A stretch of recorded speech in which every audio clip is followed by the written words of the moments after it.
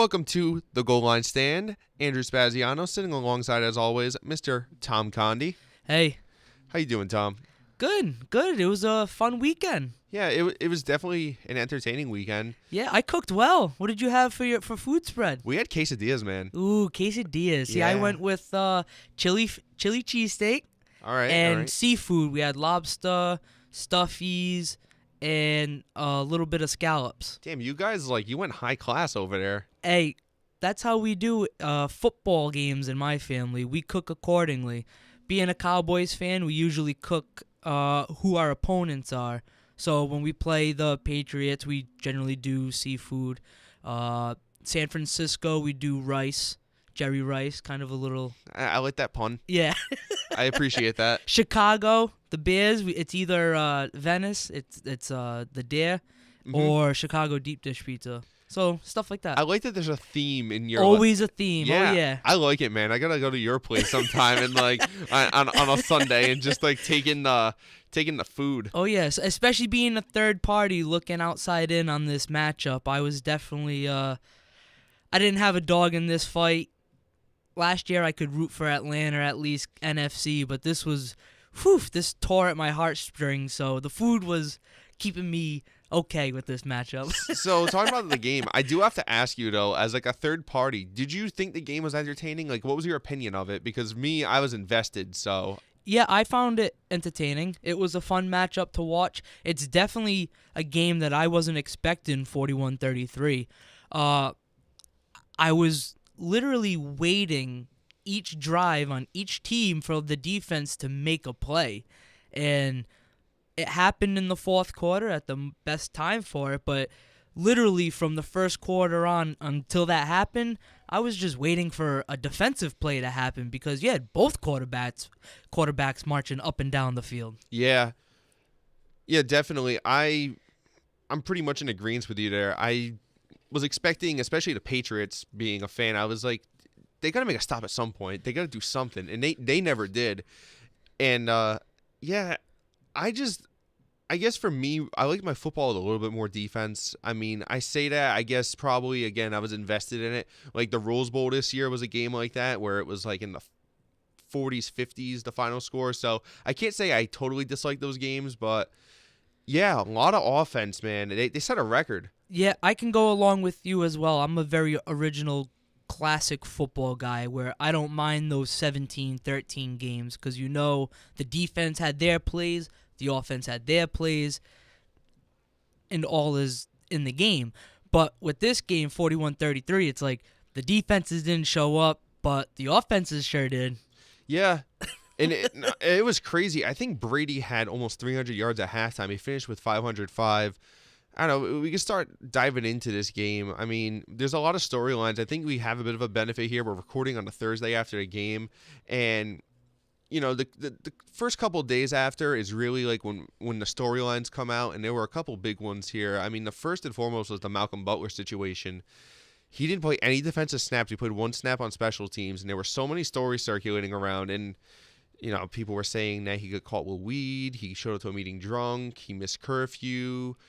It doesn't seem like any of that happened. I heard he argued with one of the coaches. Yeah, too. I also heard Tell that. him to, excuse my language, but fuck off. Yeah, I heard that as well. I mean, coming out of both camps, and New England's notoriously tight-lipped anyway, so I think if something like that happened, you probably wouldn't hear the dirty details of it.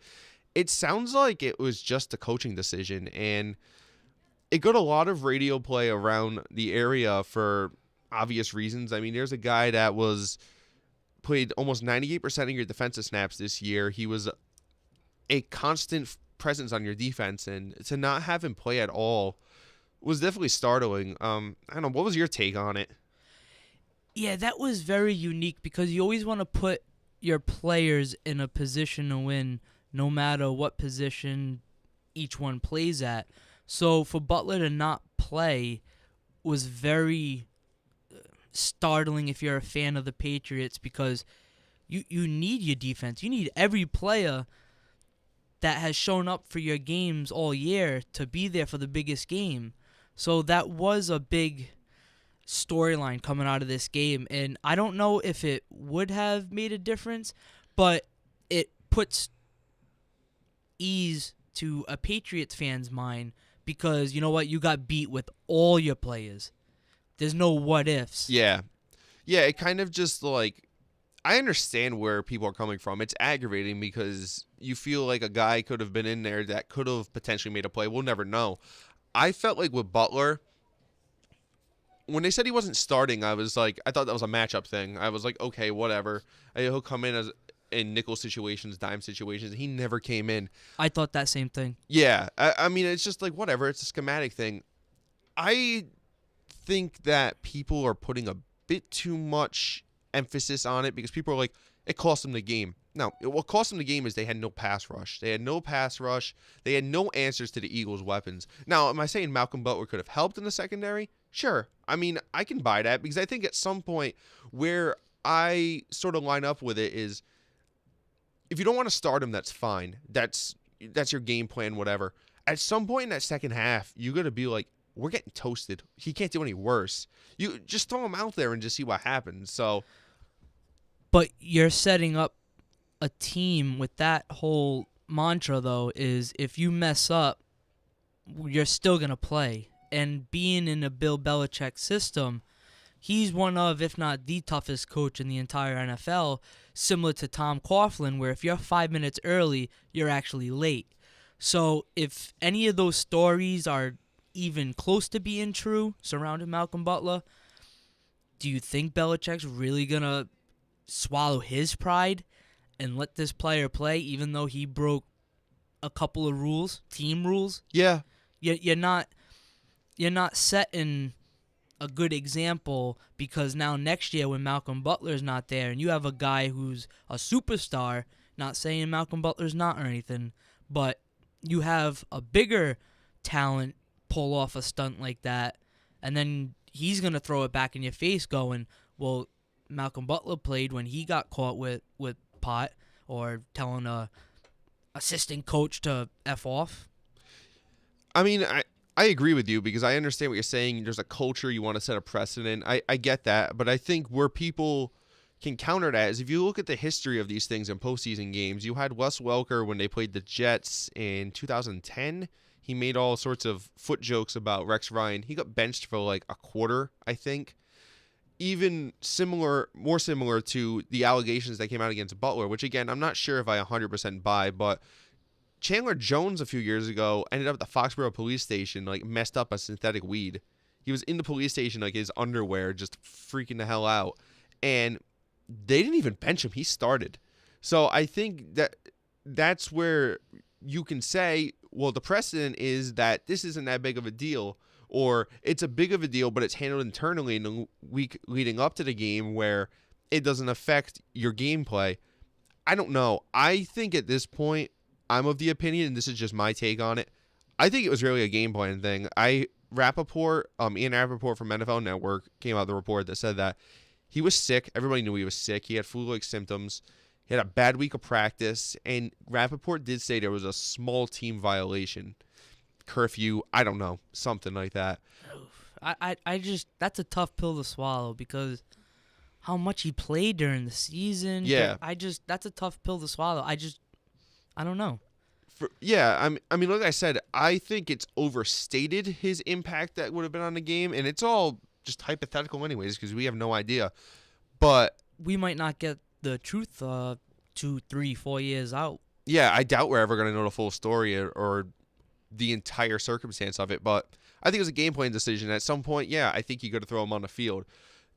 I will say this. People were saying, Belichick cost him the game with that. And from my point of view, Bill Belichick did cost him the game, but it's not because he benched Malcolm Butler. It's the fact that he never invested in a pass rush this offseason. I mean, if you look at the pattern of what they did in the offseason, they made all these moves. Trade for Coney Ealy. They trade for Dwayne Allen on the offensive side. They trade their first-round pick for Brandon Cooks. They did all this stuff, and they negated their linebackers and their pass rush. And this is the game where it really came back to bite them. I mean, it hurt them early in the year, and they were able to mask it for a good part of the season. But in this game, I mean, Philly's personnel was able to take advantage of it. I mean, one last thing before I kind of let you react to it. I have a lot of respect for James Harrison as a player, his legacy. That guy at this point in his career should not be playing 91% of your defensive snaps, and that's what he did. And to me, that really just says right there where they were at that position. Yeah, that's a good point. That just shows how bad New England needs a pure pass rusher. Because you're right, they brought in Coney Ely, and they're trying to plug guys away. I thought it was messed up. What was it, 2 years ago you guys traded Chandler Jones? Yeah, it was something like that. I thought right about there, even though you guys were ultra talented even at then, that was a mistake because pure pass rushers are just so hard to find nowadays, and especially someone like DeMarcus Lawrence, that he just had a good year, but he's going to get paid like an ultra megastar because of that. And they're just so hard to find, and when you do have them, it's hard to trade or let them go because it's such a gem. And to your point about Chandler Jones, I believe he tied the league lead in sacks this year, so he's still producing in Arizona. And my thing with the Jones situation, not to like totally sidebar on this, but his thing was that they had 3 guys they drafted around the same time. They had Hightower, they had him, and they had Jamie Collins, and they really could only afford to keep a couple of them. And I think Jones, as good of a pass rusher as he was, that's all he could really do. He didn't really help in the run game. He was very bad several years ago when they played the year they beat Seattle in Super Bowl. He missed extended time. And their run defense was better because he couldn't set the edge. So I like Chandler Jones, and I totally get your point because I think with hindsight, you say you let Jamie Collins go. You traded Jamie Collins, and now you're scrambling and you pick up Harrison. Yeah, exactly. So because that was all that was. I feel that was a scramble move. It's desperation, and I think that shows again. 91% of the snaps, like really? I mean, like that's crazy. You're not asking that guy to be a situational pass rusher. You're asking him to set the edge. You're asking him to basically be what he was in his prime. And I mean, he's not at this point. So he might work out like a beast. I'm sure everyone has seen his workout videos, but you can't expect him to play that much. Exactly. And like I said, I have tremendous respect for him and what he's contributed to the game. But like, I mean, he is what he is at this point. I mean, he's a 40-year-old pass rusher who's past his prime, but he would be extraordinary in a defensive front similar to Philadelphia, where they cycle guys in. They have 6 down linemen, and they keep cycling them through, similar to what the Giants did. Yeah, definitely. So talking about the Eagles, I definitely got to give them their due because they offensively especially had an excellent game plan. I thought they did a great job of putting Foles in situations to succeed. They exploited weaknesses in the Patriots secondary. They found the matchup they wanted, and to start the game, it was Eric Rowe on Alshon Jeffrey, which, by the way, just quick, why the hell was Stephon Gilmore not on that guy to start the game? I mean, you're paying that guy millions upon millions of dollars, and I feel like it's to cover guys like Alshon Jeffrey, big dudes, because Gilmore has some height, and once they did put Gilmore on him, he definitely contained Jeffrey. I don't want to say shut down. Yeah, that's a good point. It's a matchup, and we don't know. We're not at practice as much as we would want to be at practice and quit our day jobs and make money off of that. But, yeah, it's something that they saw during practice that they wanted to exploit, I think. And they had to go back. Nick Foles did play exceptionally well, minus that one interception, which I have to say, that was a fun play to watch. Yeah, it was. I thought Jeffrey was going to catch that ball. I did, too. It looked like Alshon had good leverage on it, but he tipped that ball back right into the field of play, and yeah, that was a nice awareness by the Patriot defender and interception. So, fun fact, Daron Harmon made that pick, and when that play happened, he was the guy. You know that video of the curse catch in the Seattle Super Bowl? There's that guy jumping over him as he's like bouncing it off his leg. That's Daron Harmon. So I was like, it took him 3 years, but he finally learned that you don't just hop over the guy, you take the ball out of the air. So that was my reaction to that play. But yeah, no, it was a great effort by Jeffrey, but again, good awareness by Harmon to get that ball. But that was really his only flaw of the game. Foles not being hit, those RPO plays were just killing you guys. You know, there was something that came up at the beginning of the NBC broadcast, and it kind of annoyed me. They were trying to compare how New England did against Kansas City week 1 with the RPOs, and I'm like, man, that's like 18 weeks ago. I mean, you're really like trying to make that. But you know what? Isn't it crazy looking back at all the way to week 1, being like, huh? Yeah. But I mean, I guess to NBC's credit in their stat department, I mean, I think it showed that New England is not good at defending that.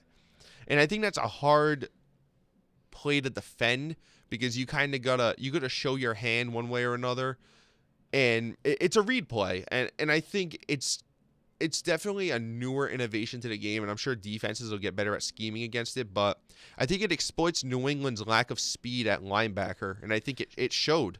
Oh, yeah, that running game was, phew, Oh, I know. vicious, gashing you guys numerous times. Blunt had a huge game. I think Blunt averaged 6 yards a carry. 14 attempts, 90 yards, and 1 touchdown. His longest was 36 yards.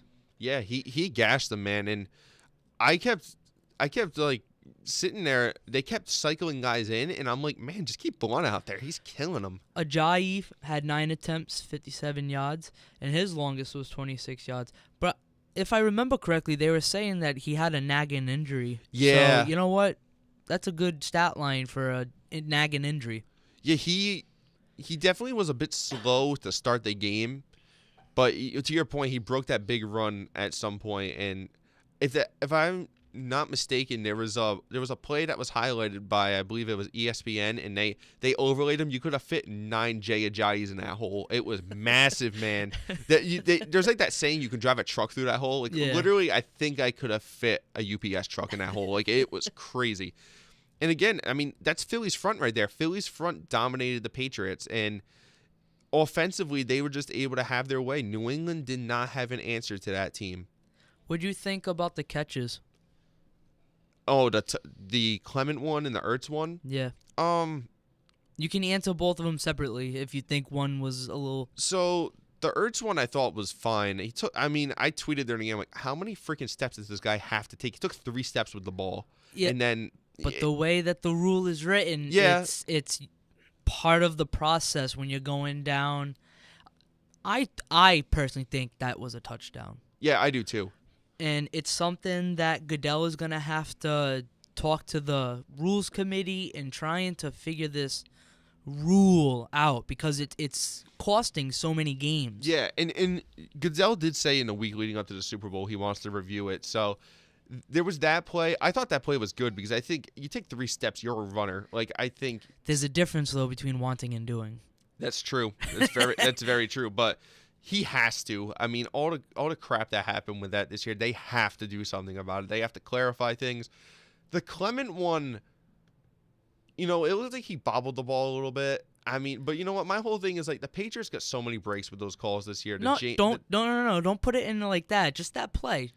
Just snippet that play and just analyze that play. Do you honestly think that was a catch? I mean, I think there's an argument to be made for it not to be just the way the rule is. And I think that's why the rule needs to be clarified because it's stupid. It's like the ball moves a little bit. It shifts as you're like changing your grip on it. I mean, guys like will double clutch it because they want to get a better grip on the ball, tuck it away.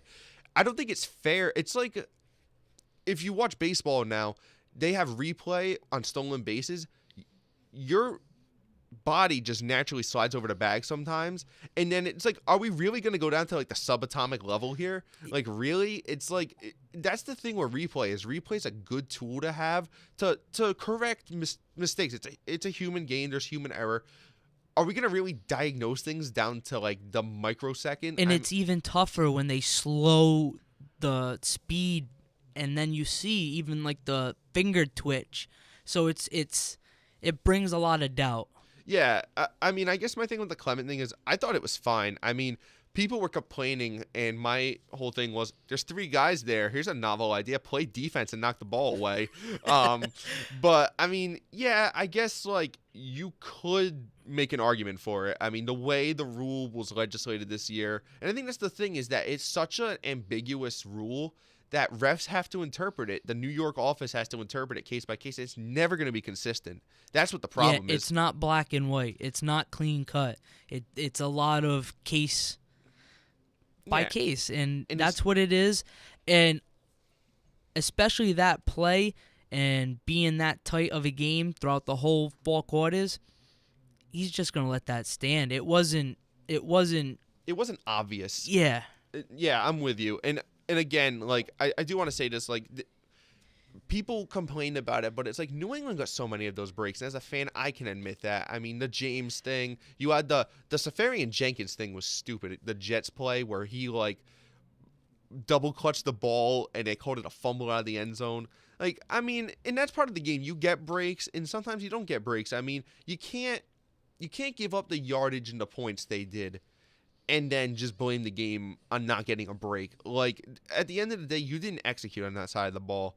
I mean, on the other side of the ball, I mean, I give a lot of credit to Tom Brady. I mean, I think he's going to kick himself for that strip sack play. And I want to just say, like, what a great play by Brandon Graham. I mean, they got totally annihilated on defense, and he made a play. I mean, he made a play that, like you said earlier, that somebody had to make, like, on either side. And New England had a chance on a drive before that. The Eagles went for it 4th down at midfield, and they got it.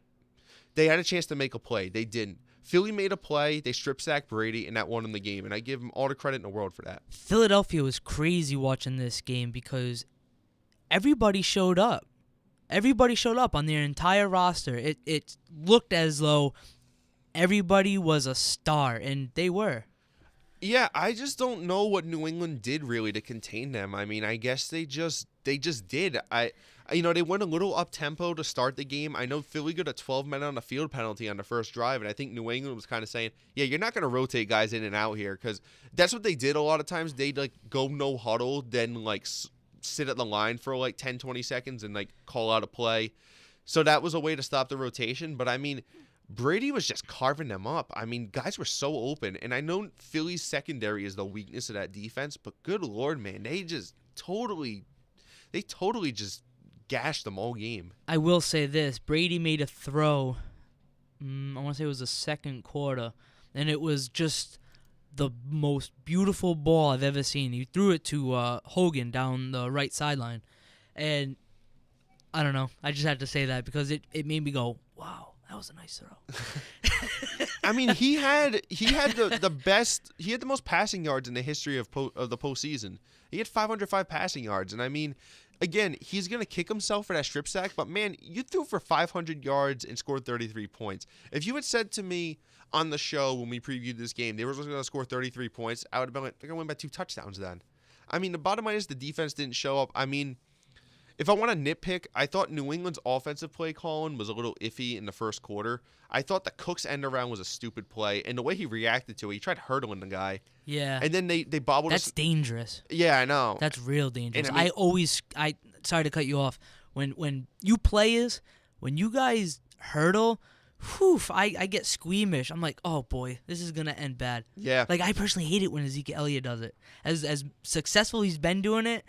There's going to be that one time, and Yeah, it's like a Sports Center play. It looks cool, but, like, yeah, I mean, if you get hit while you're doing that, you're going to land on your neck. Yeah, and that's what I thought, when Yeah. Brandon did that, I was like, oh, boy, this ain't going to end well. You know, and that drive right there told me that this wasn't going to be New England's night when they had a bad snap on a field goal. I mean, Is there any human being on this earth who obsesses over special teams more than Bill Belichick? Both coaches, not coaches, both kickers were funky. Yeah, Gostowski missed an extra point too. I mean, that field goal wasn't his fault. I mean, the snap was terrible, and Allen did the best job he could to kind of reset it. But yeah, it screwed up his motion. He ended up kicking a duck that went off the upright. And then Elliott missed an extra point. Yeah, I mean, it was weird.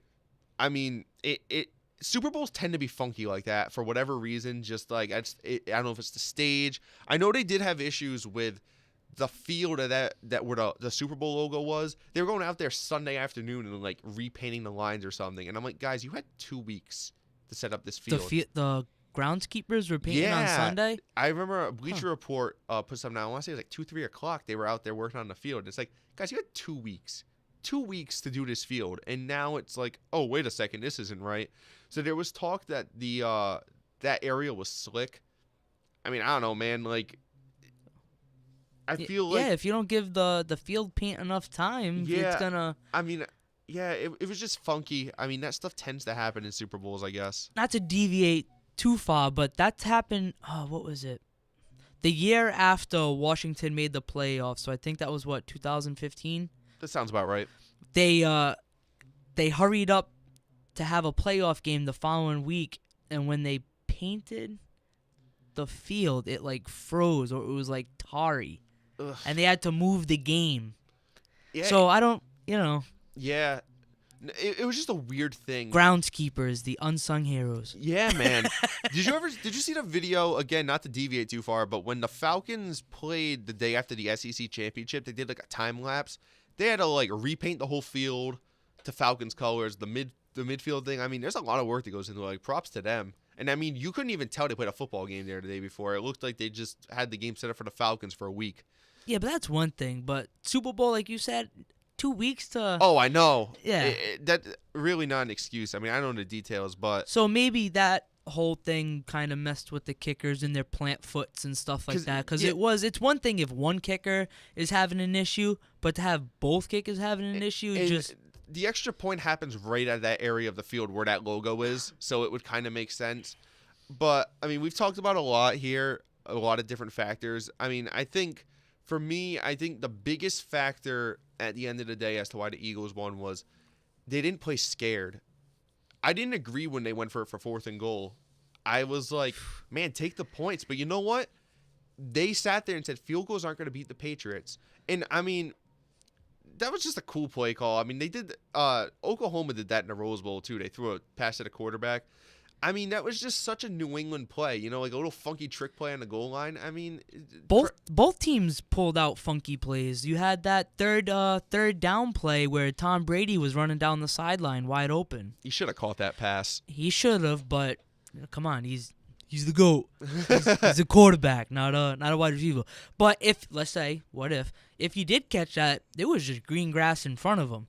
But he wouldn't have scored a touchdown. You guys are too far out from the end zone area. Yeah.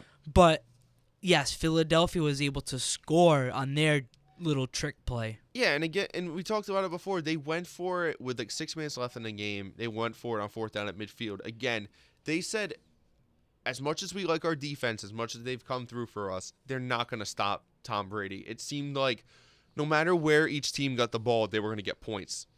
No matter if it was field goals, touchdowns, they were going to get points. And man, it takes a lot of guts to make a call like that on the biggest stage. His first Super Bowl, Doug Peterson, too. I thought, I didn't agree with everything he did. I didn't agree with going for it for 2 like they did in the second quarter after the missed extra point. He didn't call a perfect game. Rarely do you call a perfect game, but he was aggressive, and I respect that because that's how you beat New England. You can't play scared. Especially after watching that Jacksonville game. I think he used that as a good blueprint as well. Because that's what happened to Jacksonville is they played to not lose it in the second half. And then Philadelphia was like, you know what? We're going to play to win the game in the second half. To me, the game felt like, to use an analogy, it felt like a track race. It felt like Philly just was out in front the whole game, and New England had to try to catch up to them. And Philly played at their pace. They were in the lead almost the whole game. Yeah, but even they dictated the game. They played at their pace. It's just that's how you beat New England. You got to take them out of their comfort zone. You can't let them set the tempo. You can't let them dictate the conditions. And I think that's what Philly did. And New England hung in there, and they had a lead in the fourth quarter and everything. But I mean, I felt like Philly in a lot of ways, even though they gave up all the yards on defense, I just felt like they owned the game. And once they got that field goal to start the game, and it played out the way it did in the first half, I just felt like it was Philly's game to just kind of see through. Yeah, normally when we talk about beating Tom Brady, you got to hit him early, hit him often. Philly didn't do that this game. So that's what's so odd about this game is you had Nick Foles go toe-to-toe passing with Tom Brady, and you have Nick Foles come out on top. Whew, it is quite a storyline, but not to deviate, but it's still Carson's team. Yeah, well, actually, I do want to kind of get into that because we've talked about the game a lot. We've gotten into the nuts and bolts. I mean, there's a few stories that have come out today that I think we should cover before we wrap up here. So, and they're all connected with New England Patriots as a whole. Yeah. So, I mean, the first thing that came out of today was Jimmy Garoppolo got a ridiculous extension. He got, well, I don't want to say ridiculous, but I'm just saying, like, it's the most money anybody's ever gotten in the NFL. 5 years, $137.5 million, and how much of it? 74 is guaranteed. Yeah. I'm pulling up the thing right now. So I mean, yeah, 74 mil guaranteed. I think they said there's about 90 paid out in the first 3 years.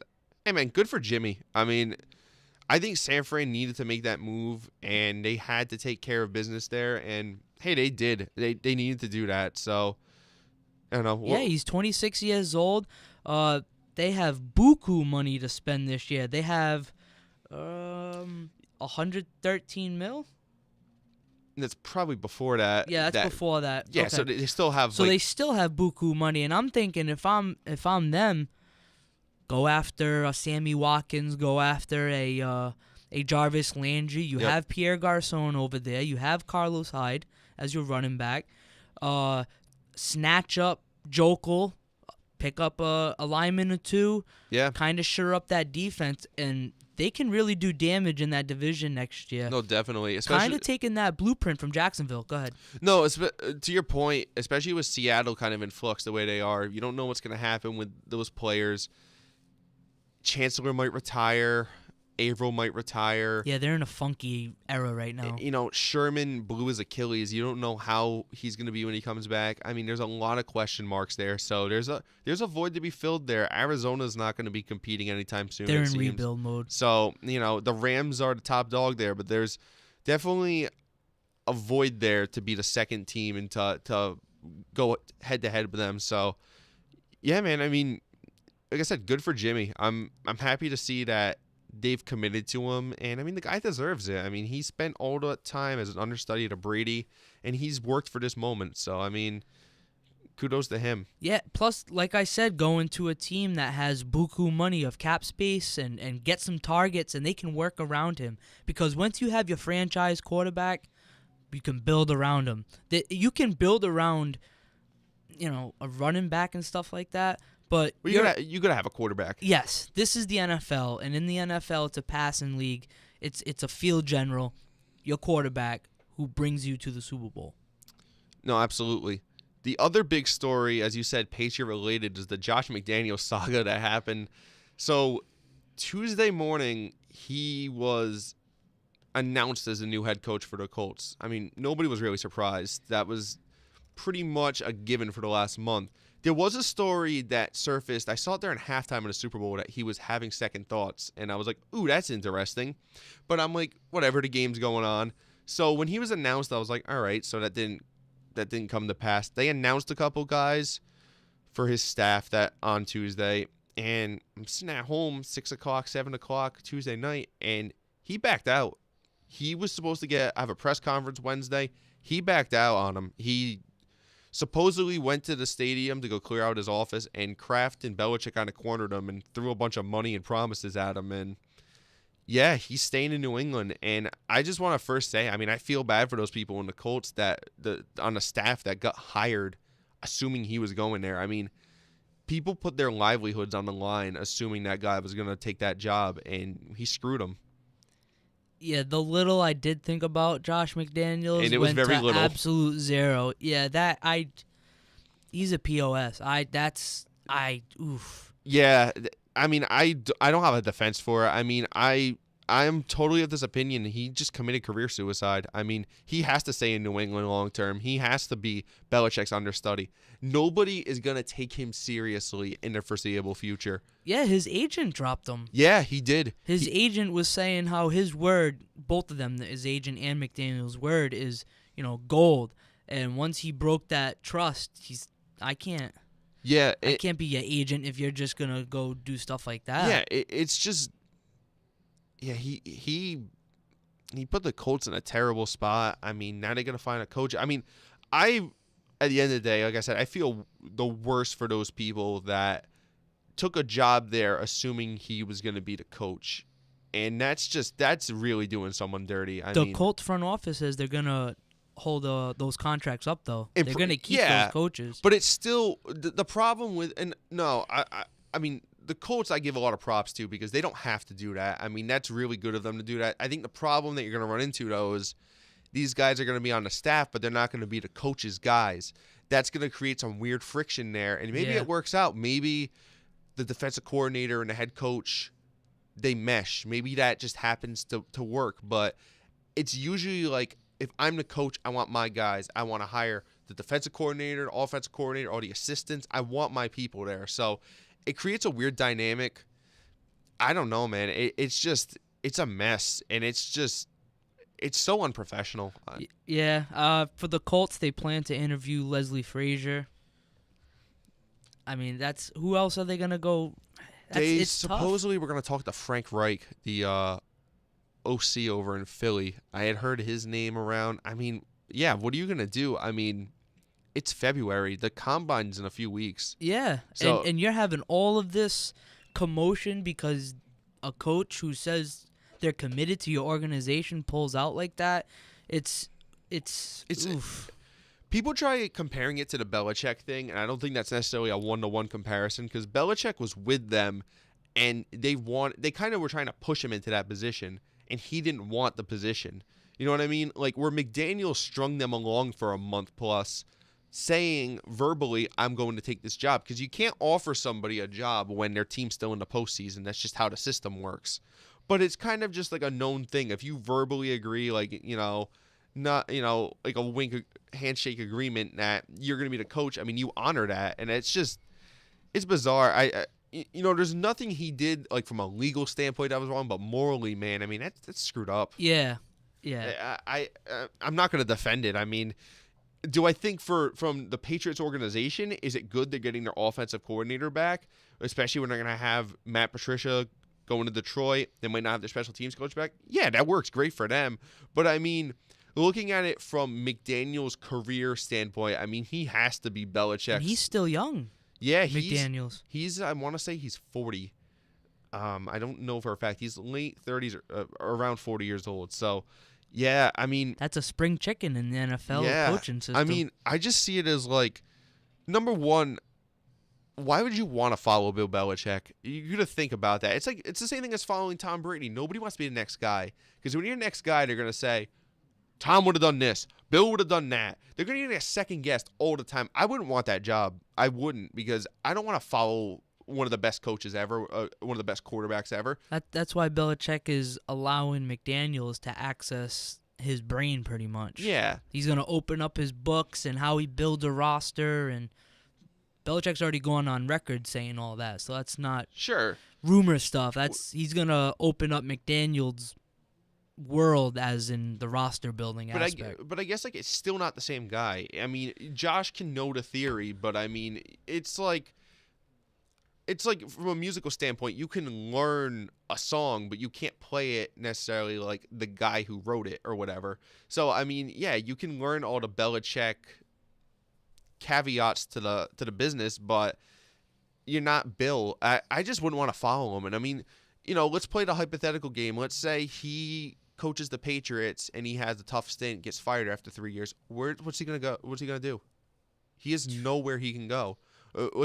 He better hope Patricia is still the coach of the Lions. I think the only team that might take him in is the Rams because he was OC there, and I mean they're probably on decent terms. But I mean everybody else, I mean you're damaged goods. I mean that's not even like there's question marks about how good of a coach he is. I know you've expressed your concerns several times and justifiably so given his Denver stint, but like man, like this isn't even like can you do the job? This is like can we trust that you're actually going to take the job? Yeah. I mean that's such a fundamental issue to have. Like I can't even I tried to like make a one-to-one comparison to the real world, and it's hard to do because I mean and the NFL is kind of its own animal, but that's like you accept another job. You give your current job 2 weeks, and they're like, okay, this other job you're going to clears out everything. They say to all the candidates, yeah, we already found somebody. Sorry, you're no longer considered. They've cleared everything out. They're anticipating you going, and on the last day at your old job's like, we really want you. They throw X, Y, and Z at you, and then you're like, yeah, guys, I don't want the job. like, think about the situation you put somebody in. And the thing with the NFL is this isn't me or you just applying to whatever job where, like, you can do something like that and it's a crappy thing to do. But, like, it's not necessarily going to be, like, following you around. The NFL is that's out there. There's only 32 teams. Yeah. There's only 32 places you can get a job. So, I mean, that's just, like I said, it's career It's a very exclusive club. Yeah, it's career suicide. It really is. Well, you can always go to the collegiate level. I guess, or I hear Canada always is looking for coaches. I hear Vince McMahon is starting a league. Hey man, you know what? I mean, 2020. I mean, if it sticks around, he'll have a chance to maybe to hop in there as a last ditch thing. Quick note here: Darrelle Revis released by the Chiefs. Very unsurprising. Yeah, I mean, Chiefs initially signed Revis to a 2-year, $11 million contract, and they're releasing him. So at least he gets a little head start in the free agency. Yeah. Not sure who's going to sign him, though, quite honestly. I mean, after what he showed and with them, I mean, I wouldn't be expecting too much of him. Yeah, he got picked up mid-season, so. And he just didn't look good. He didn't look like he was trying to tackle people. He looked like he didn't want to get hit. And, like, you can't play defense. You can't play football in general, but especially defense if you don't want to get hit. Yeah, unfortunately, he's 32, turning 33. Not many corners can beat Terrence Newman. Yeah, no, definitely. Cornerback from Minnesota. Yep. Ex-Cowboy. I think he's like 39, 40 years old. He says the secret for his longevity for playing is red wine. Thought he was going to say it was pliability and whatnot. No, red wine. Terrence Newman. So one last thing before we wrap up. It's kind of one that popped in my head. They did the Hall of Fame announcements the Saturday before the Super Bowl. I'm just curious what you thought. I like the class. Yeah. Yeah, I like the class. It's two big name wide receivers. I like that. I was glad T.O. got in. I mean, I'm glad he got in. I thought he got gypped last year, so I was happy to see he got in. I mean, I love Randy Moss too, so I was happy he got in first ballot. You know, somebody said this on the internet, and I felt the same way. It's like, this class makes me feel old. It's like, you know, all these guys, I mean, you got Dawkins, you've got Brian Urlacher, Ray Lewis. Just so many guys. Yeah, that, like, my favorite, Ray Lewis, my favorite player of all time. Not a Cowboy, but yeah, he's my favorite. He's a lightning rod. Yeah, he I remember vividly him playing the Chargers one time, and it was like, I think they cut in at the end. It was like a 4:00 game, so it's like 3rd down and 1. There's not much time left. He's literally pointing at the hole. He's like going up. He's like, I'm going there. I'm going right there, and you're gonna stop me. And he goes in and makes the tackle, and they win the game. And I mean, it's just like that kind of attitude he brought was just, it was unique. Infectious. Yeah. Infectious. He would make a average player great.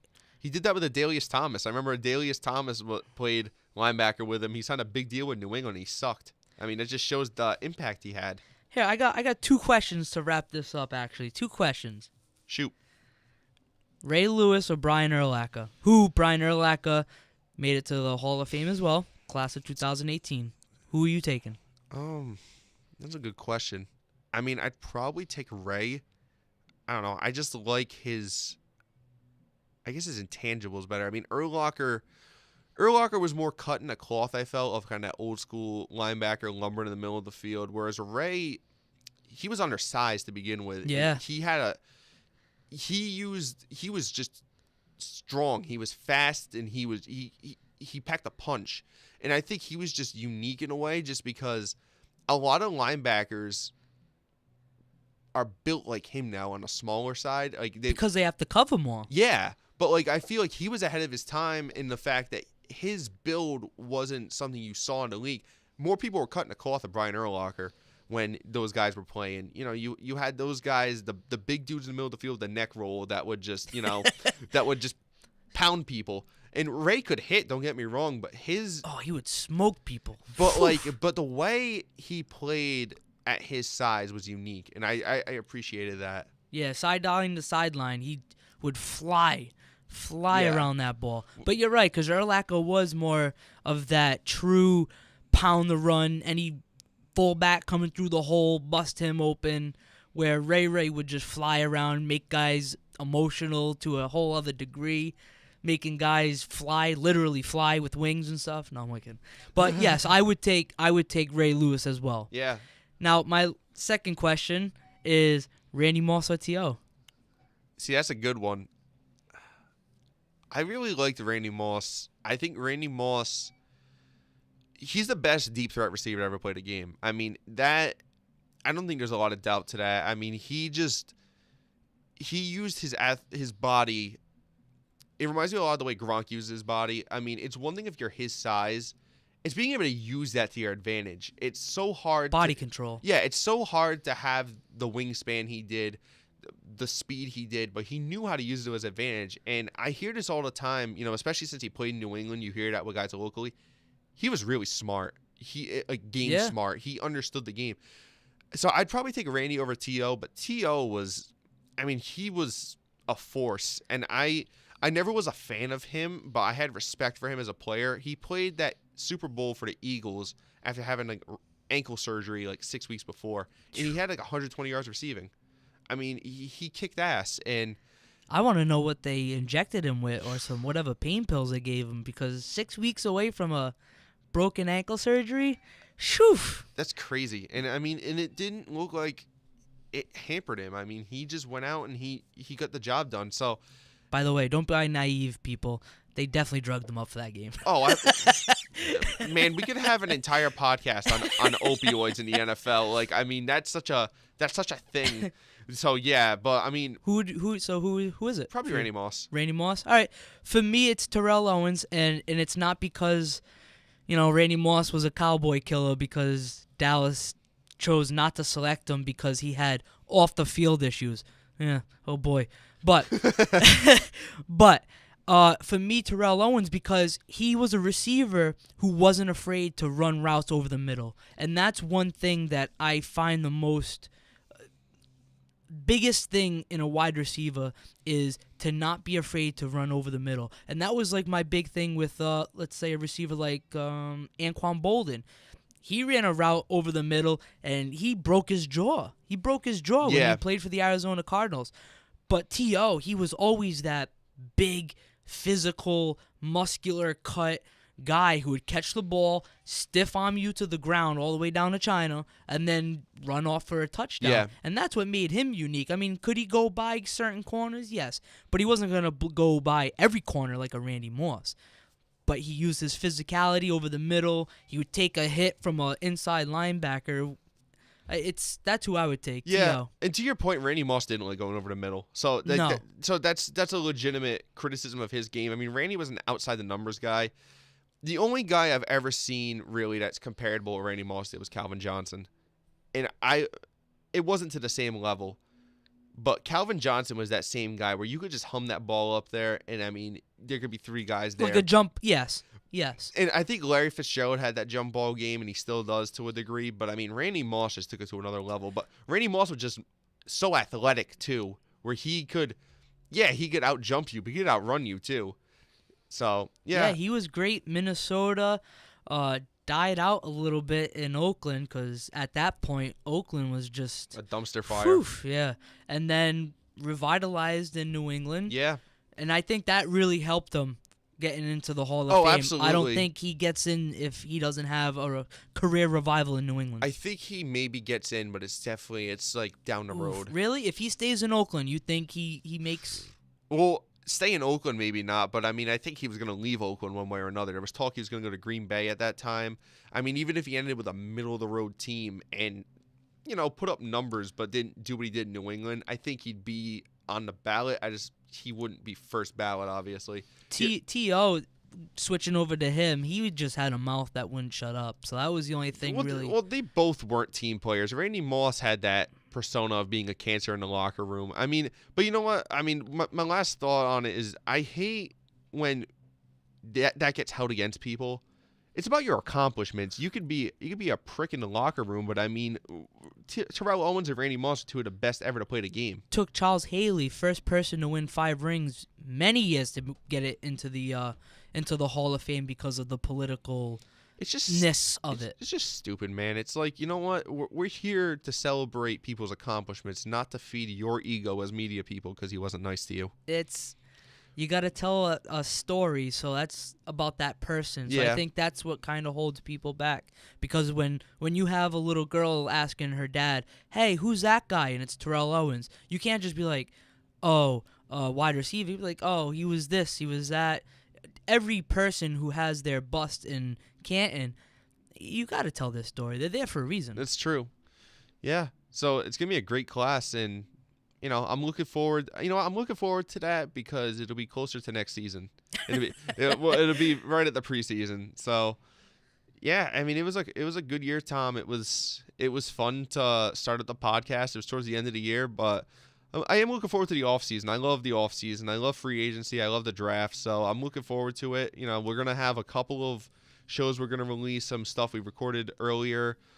Just some general topics. A little bit of an off season preview for all the teams. But yeah, no, this is fun, and we'll definitely be back in hopefully near the beginning of March. We'll start talking about some serious free agency talk, because it'll be a lot more clearer who's in, who's out, and we'll be able to kind of look at teams and their needs. March 14th is the beginning of the NFL New Year. Yeah, so that's our next deadline. But thanks everybody for tuning in, and stick around and keep an eye on the page, because we'll be posting stuff during the off season too. We're not going away completely. Congratulations, Philadelphia Eagles, on being Super Bowl champs. Yeah, absolutely. The best team won, and that's my firm opinion.